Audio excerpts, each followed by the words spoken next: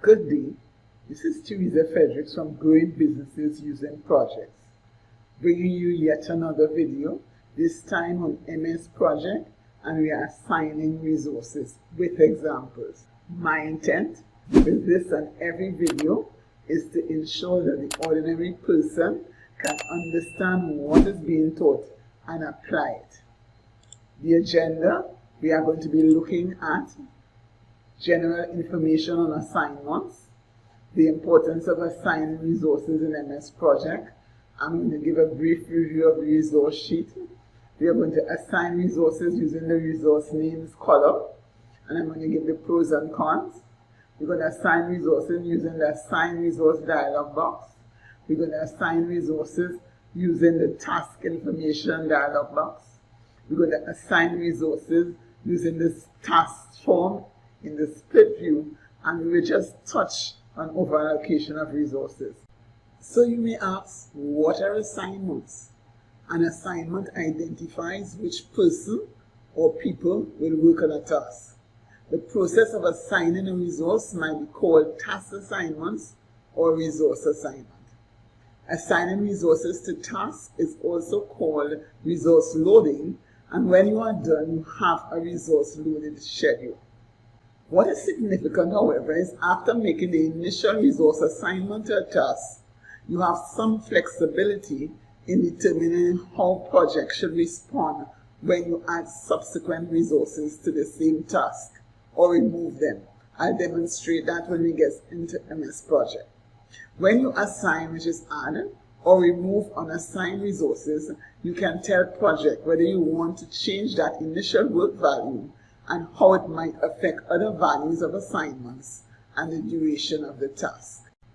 Another good question is, why are we doing assignments? What is the importance of doing assignments in MS Project?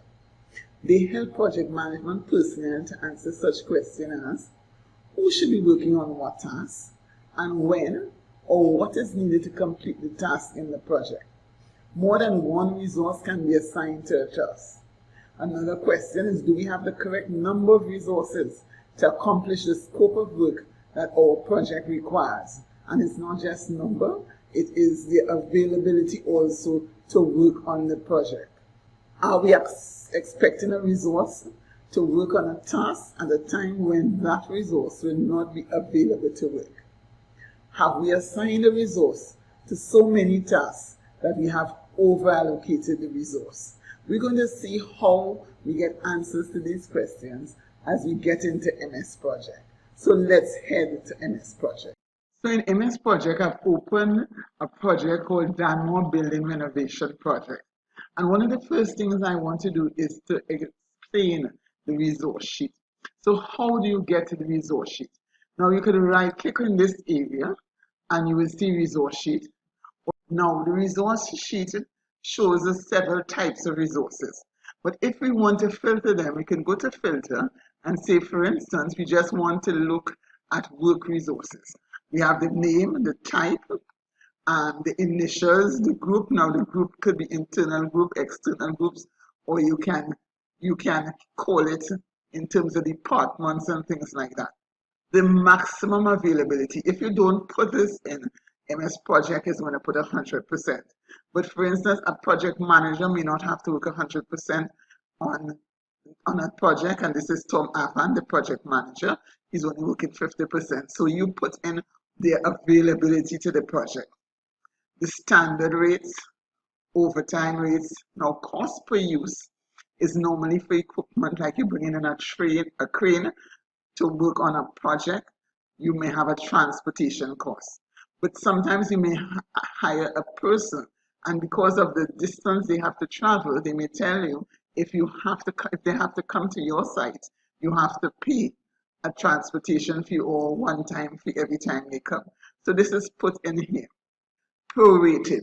We have how are the payments going to be made. Is it at the start? So you put whatever is the payment method here. And this is the base calendar. So let's do another filter and let's bring up the cost resources, and you realize there's one airfare. And cost resource, you don't have an amount for it. You material, we have construction material. With material, you must have the labor, how it is going to be measured. This is per truckload, that's 8,000. We have finishing material per truckload, 9,000. We have paint, gallon, $90, and you have interior work, 6,000. So we are in the resource sheet and we want to get back to the Gantt chart view. So that we right click and you will get the Gantt chart view. You click on it and that brings it up. We are going to start assigning resources using the resource names column. That is located here. You just pull it around, you will see it. Or if you don't see it, you just right click, insert column, and you check for that particular column to insert. So let's start assigning resources. Now, once you get into the resource names column and you click here, you're going to find all the entries you have made in the resource sheet. Everybody. Tom Avant is a project manager and I want to assign him to meet with the clients.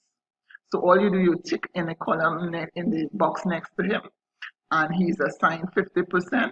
Why? Because in the resource sheet, he is available to the project 50% of the time.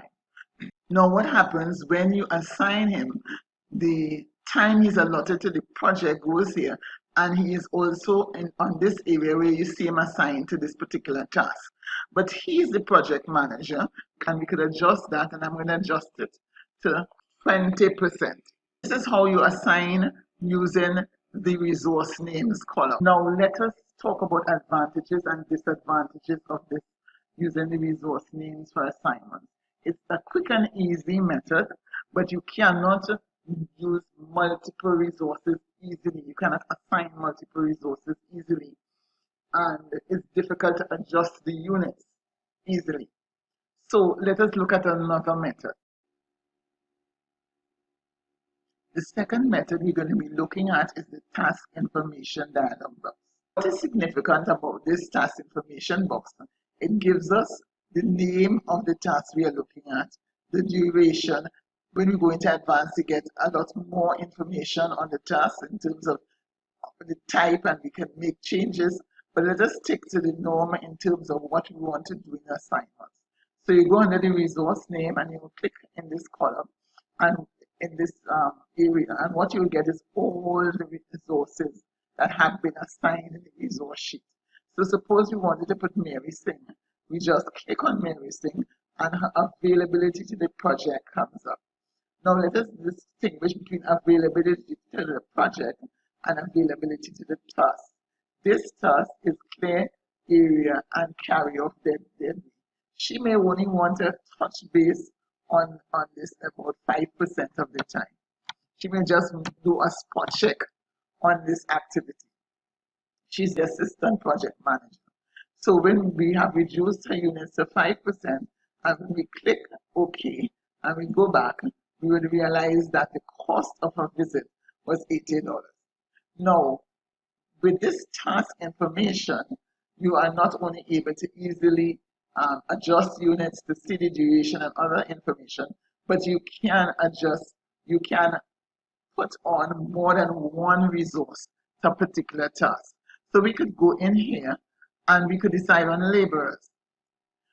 And 100 comes up because that is the norm. But remember, we had 4 laborers and we may want to assign 3 to this task. So we click 3 and we click OK. And when we go back in, cost of the 3 laborers have been entered. So this is one of the advantages of this particular method. You can assign a lot of different resources to an individual task. For instance, we could even go now and we could assign miscellaneous equipment. All right, again, and when we click back off, you realize the cost of that coming. So you have all the resources associated with a particular task can be entered. Now we go into the third method of assigning resources, and I think this is the best method. You right click and you're going to get the assign resources dialog box coming up, or you can go into resources and you will get it here, assign resources. Now some of the advantages of this is easy assignment and replacement of resources. If you make a mistake, you can just remove it.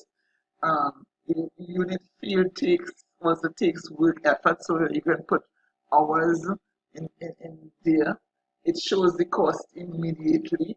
You can assign more than one resource to a task, and you can also check availability of resources. So let us start assigning resources, and we are right now on the complete rooms inclusive of electrical, and we're going to say we're going to assign laborers, and we're going to assign 2 laborers, so it's 200%, and we click assign. Again, this is in alphabetical order, but as you assign a resource, it goes to the top. And then we may say we want to assign machinery and equipment. And remember, there were 3 big pieces of equipment, so that is 200%. And we click assign, and you realize the cost is going one time. We also could assign a person, so that we could go in and we could also assign Mary Singh, and we could say she's going to be coming in for about, again, 10% of her time. And when we assign it, her fee also comes up. So, and then you can now move the cleanup and debris, and you can assign laborers, and you can say I'm going to assign, and you click assign, so you can move from task to task. The last method of assigning resources that I'm going to show you is the task form. All right, so how do you get there? You click on, for instance, we're going to click on handover project. We're going to go into tasks, and we're going to go right across the details and click on that, and the task form is going to come up. Now, if you don't, we have here is resources and predecessors. But if you don't get those two, then you just right click and you choose resources and predecessors. This task form is going to give you information on the task that you're looking at. A lot of information, for instance, duration and resources available, putting resources. So if we put Mary Singh, and we're saying that she's going to be available for 50% of the time, this is going to be reflected right here. Now, as we click it, we get 0.5 of a day. Why? Because duration on this particular activity is 1 day. We have to come out of here. We have to go back to task, and we have to click on details. So we get back into the Gantt chart view alone, and we can go into resource, assign resource, to check, and we realize 50% of her time with respect to this particular activity costs $200.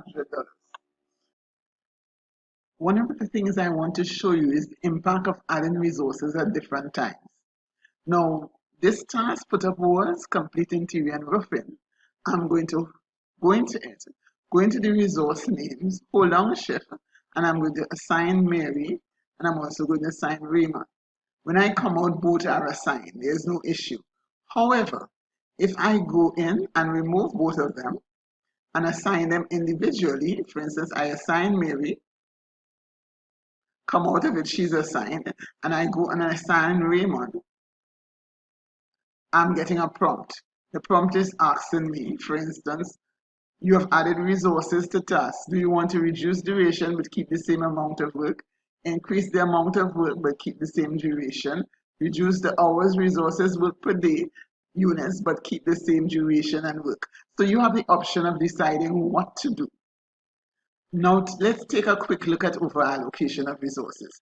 For instance, we had 4 laborers. If I go into the resource sheet and reduce it to 1 laborer, and we had 3 pieces of equipment, and I reduce it to 1, you realize both of them are now overallocated. And when we go into the resource, the Gantt chart, we would see which activity or which task is overallocated, because we have reduced the amount of resources. We can also take a look at it in another view, which is the team planner view. And you are going to see, for instance, that laborers and machinery equipment with respect to this task are overallocated. I am going to have a video where I'm going to discuss overallocation and how to deal with it in depth. Because, for instance, if you allocate the same resource to 2 different tasks at the same time, there will be overallocation. If you like my content, give it a thumbs up.